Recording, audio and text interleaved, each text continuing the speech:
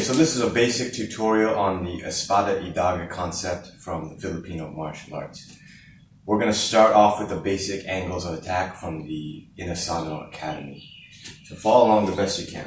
We start in ready position, angle 1, angle 2, take a step back, angle 3, angle 4, angle 5, angle 6, angle 7, redondo, 8, sukite.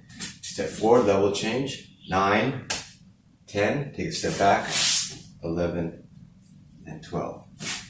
Again, down 45, 1, down 45, 2. Horizontal 3, horizontal 4, step forward, 5 is our thrust, 6 our overhead thrust, take a step back, redondo, circular cut, sunkite. Taking a step forward, level changing, 9, 10, taking a step back, 11, and 12. You have to have this as the basis before you move on to the Espada and Daga concept. Combining the two weapons together, you have to know the chamber point. The chamber point for the sidearm, the Daga, is generally the hip.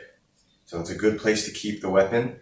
After every 2 angles, you want to thrust in. So there's different methods. Some people like to do the straight thrust. For me, I like to do the spiral.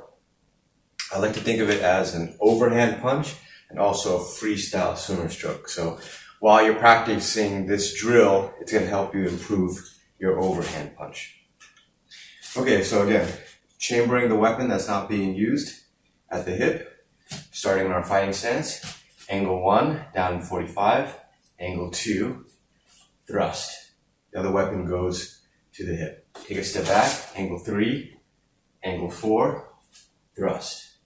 Stepping forward. Angle 5, angle 6. I tuck it underneath the arm and thrust. This hand comes back.